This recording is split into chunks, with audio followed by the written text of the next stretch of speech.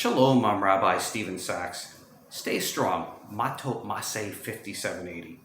Peter Barnett recently penned an op-ed which was published in the New York Times entitled Yavna, a Jewish case for equality in Israel-Palestine, in which he suggests that a single bi-national state should arise to replace the current state of Israel in hopes of ending the hostilities. Now, this plan was immediately criticized. It was criticized as naive, hopelessly utopian. Figures such as Dan Shapira, who was President Obama's former ambassador to Israel, criticized the plan, so it came under heavy criticism.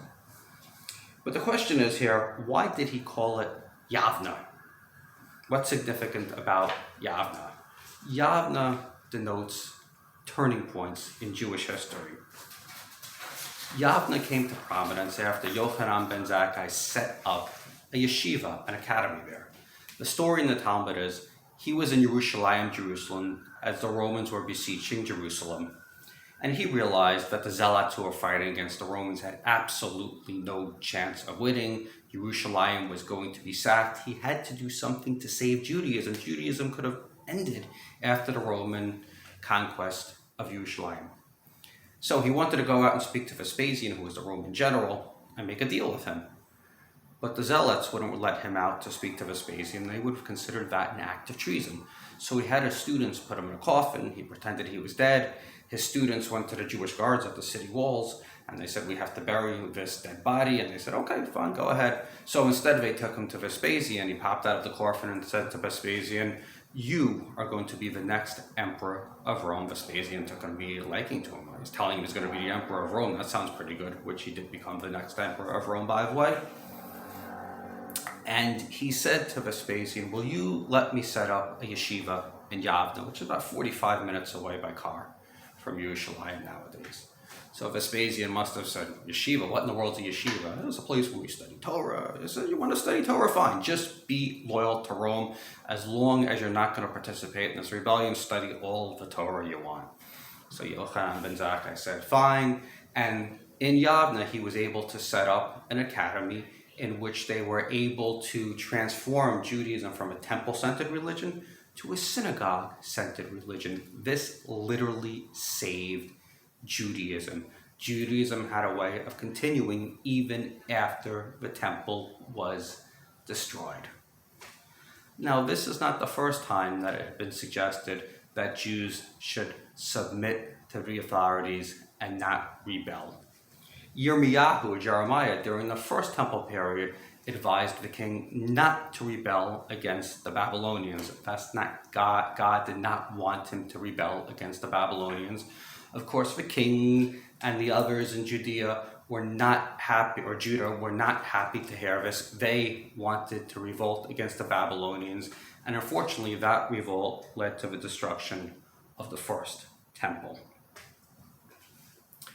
There's a difference today, though.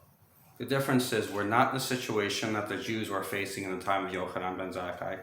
We're not in the situation which Jeremiah and the Jews faced during the first temple period as the Babylonians were besieging Jerusalem. We're stronger now.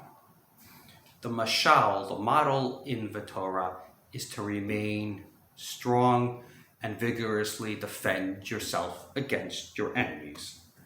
The Torah tells us this week, Nikom nikmat b'nei Yisrael ma'at Midian. That is, you shall surely take vengeance against the Midianites. Why is Bnei Israel to take the battle to the Midianites? According to the Talmud, the reason why you had both Moabites and Midianites trying to seduce Bnei Israel in the sin of Baal Peor was because the Midianites said to the Moabites, "You want to get Bnei Israel to sin, you want to trip them up, get their God to be angry with them. You send out the beautiful young women to seduce the Israelite men, have them worship Baal at the same time, and then their own God will become angry with them." So the Talmud is saying, yes, the Moabites participated in the sin, but it was the Midianites who put them up to it. Cosby was a Midianite princess, according to the Mefarshim, according to the commentators. And this is why she's the one who's killed with Zimri in front of the Ohel Moed, the tent of meeting. This is the Midianites' idea. to get Bnei Israel to sin, to worship idols. So therefore Bnei Israel is told to take vengeance upon them. Similarly, we're told that when Bnei Israel, the children of Israel, have strength, they're to wipe out the memory of the Amalekites, who are evil reincarnate. The message is, when you have strength, you're supposed to oppose your enemies who want to hurt you, those who are willing to do evil. And unfortunately, we see there are many enemies of Bnei Israel today. We see Jews leaving Europe in masses. Even here now, unfortunately, we see a rise of anti-Semitism, as we've had the attacks in Pittsburgh and Poway and in Muncie. It's also disheartening to note that it seems like Deshaun Jackson will only be receiving a slap on the wrist for posting on his account statements falsely attributed to Hitler, which said, Hitler said, because the white Jews know that the Negroes are the real children of Israel, and to keep America's secret, the Jews will blackmail America. And he went on with this horrendous quote, which he attributed to Hitler, which turns out to be falsely attributed, but he went on and on and on about it.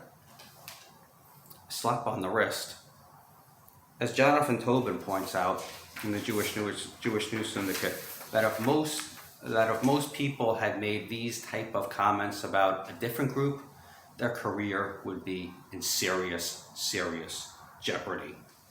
And he points out that MLS, not MLB by the way, not baseball, this is Major League Soccer star Alexander Katea, was cut not because he posted anything which was offensive, but because his wife posted captions which were considered racist in nature, and even though he condemned the posts himself, he was cut.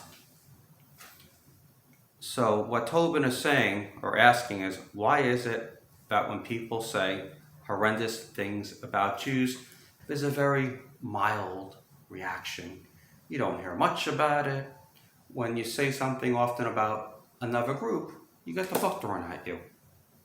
Now, in fairness, as I'm recording this on Thursday evening, there's some talk about Jackson possibly doing some sort of teshuvah, which is great. I really hope he does do teshuvah. But nevertheless, this has become a real concern, a concern that you seem to be able to get away with making anti-Semitic comments, and there's not all that much of a reaction to it. This reminds us that it is an imperative as a people that we stay strong, and we remember that it is in the best interest of all Jews, regardless of where they live, to support a strong, independent, Israeli Jewish state which is capable of protecting Jews. We have learned the hard way that keeping our heads down and just hoping they leave us alone often is not good enough. It's not the answer. As a people, we must stay strong and support the Jewish state of Israel.